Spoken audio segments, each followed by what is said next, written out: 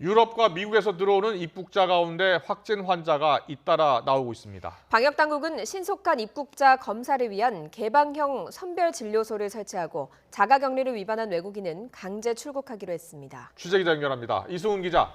네, 사유입니다. 네, 방역당국이 밝힌 신규 확진자 상황부터 정리해 주시죠. 네, 하루 신규 확진 환자는 모두 104명입니다. 전날보다는 4명이 늘어서 누적 환자 수는 9,241명이 됐습니다. 또 지금까지 하루 사망자는 1명이 더 늘어서 6명이 됐고요. 이에 따라 누적 사망자도 132명이 됐습니다. 신규 격리 해제된 사람은 모두 414명입니다.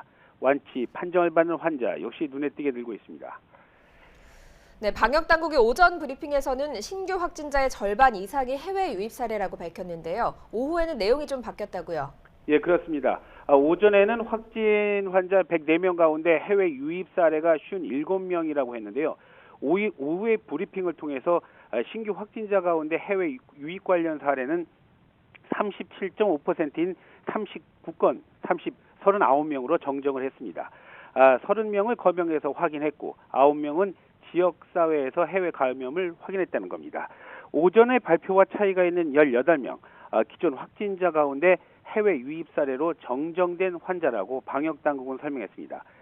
신규 환자를 입국 지역별로 나눠보면요. 유럽이 25명, 미주 11명, 그리고 중국을 제외한 아시아가 3명이었습니다. 국적별로는 우리 국민이 34명이고요. 외국인이 5명입니다. 지금까지 해외 유입 환자 284명 가운데 외국인 비율이 10% 정도였던 것에 비하면 외국인의 비중이 크게 높아졌다. 이렇게 볼 수 있을 것 같습니다. 국내 신규 확진을 지역별로 보면은 대구와 경북에서 전날보다 신규 환자가 다소 늘었고요. 대구 26명, 경북 12명의 확진자가 추가됐습니다.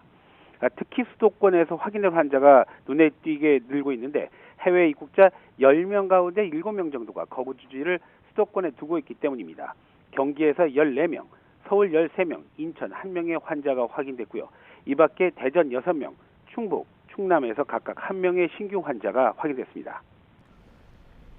이제는 국내 방역뿐 아니라 해외 입국자에 대한 관리도 중요해 보이는데요. 방역당국이 내놓은 추가 대책 정리해 주시죠. 네, 먼저 해외 입국자 가운데 자가격리 대상자는 안전보호앱 설치가 의무화됩니다. 또 정당한 이유 없이 자가격리지를 무단 이탈하게 되면 무관용 원칙을 적용하기로 했습니다. 예를 들어서 외국인은 무단 이탈할 경우에 강제 출국 조치를 당하게 되고요.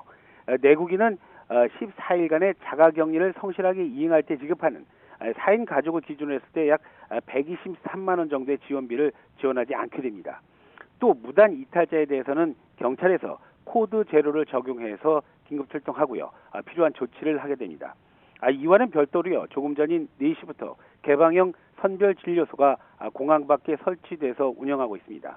유럽발 무증상 입국자 그리고 미국에서 오는 무증상 외국인 단기 체류 입국자가 그 대상인데요. 신속한 진단 검사를 받게 하기 위한 목적입니다. 이 선별진료소는 1시간 최대 12명까지 검체 채취가 가능하다는 게 방역당국의 설명인데요.